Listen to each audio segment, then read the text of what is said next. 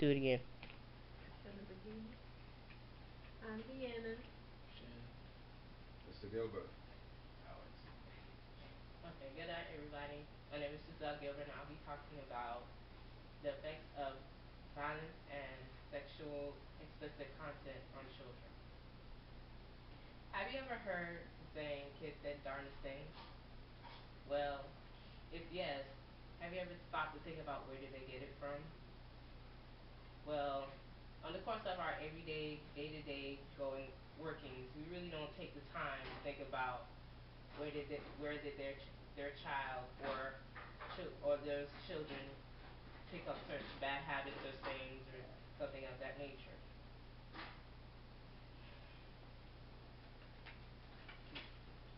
Well, to further explain the effects and symptoms of childhood exposure to violence and sexual content, I'm going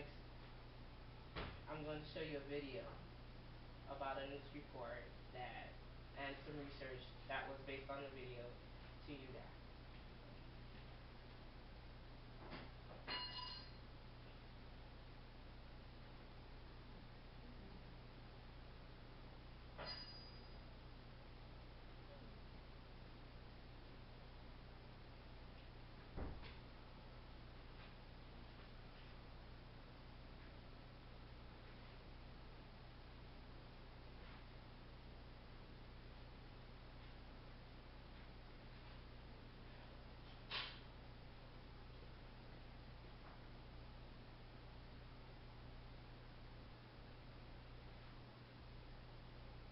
Did you know the average child spends nearly 45 hours a week watching TV or using other types of media, such as a computer? A report released today says this is having a negative impact on our children's health. Joining us, Dr. Ezekiel Emanuel of the National Institutes of Health and James Steyer, CEO of Common Sense Media. Gentlemen, good morning. Thank you. Dr. Emanuel, let me begin with you. You analyzed 173 children's studies and found 7 specific negative health impacts due to increased media exposure. Let me just run down the list.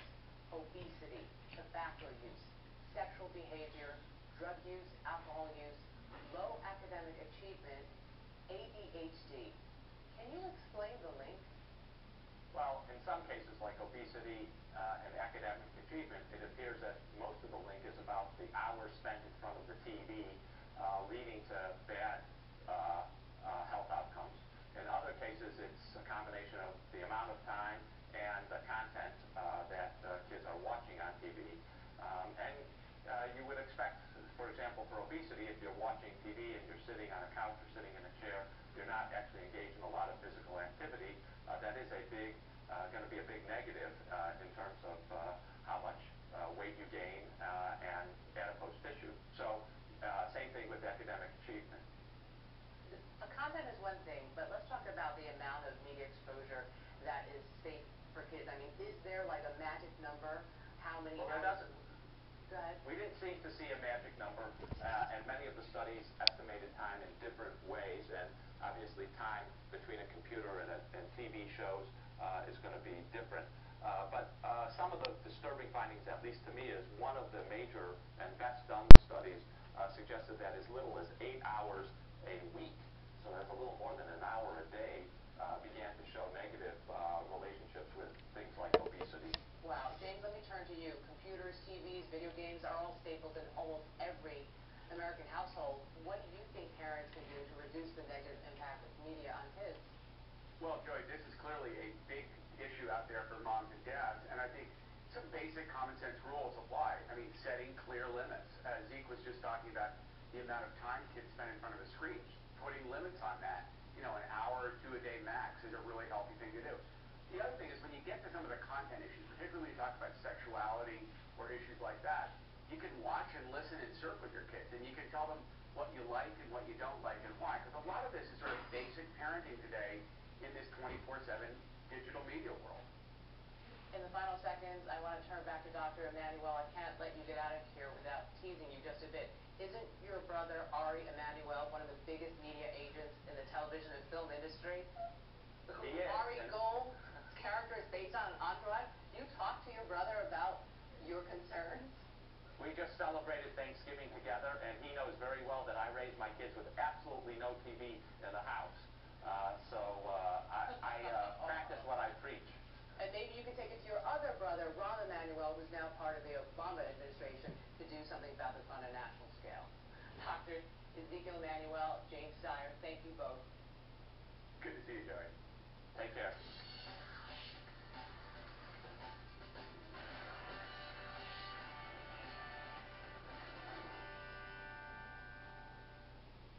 Did you know the average child spends nearly 45 hours? Okay. Now after viewing that video, you are now aware of the symptoms that kids are faced with actually watching too much television. Now I know some people say there's never too much television, but really, there is. Also some points that they briefly touched on, media violence can desensitize children to real world and fantasy violence. With that, some kids may not be able to decipher and actually comprehend what is fiction or fact, fiction or non-fiction, fiction or fact. Just like, for instance, wrestling. Some kids enjoy watching wrestling. Like me and you, we're able to sit there and know that it's fake. We know it's a physical acting. It's acting, basically. But kids take it as base value. They know it's exciting, it's physical combat, it's the hype, everything like that. That's all they think about. And they think about the cool moves that they can possibly do, not knowing that these are trained professionals, trained actors.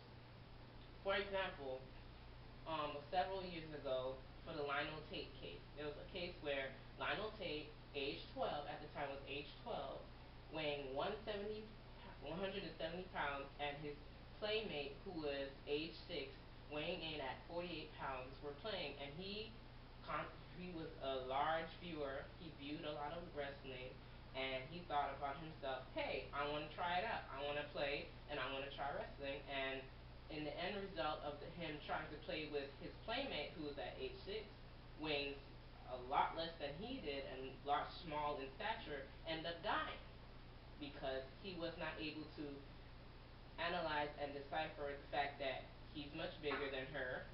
He didn't know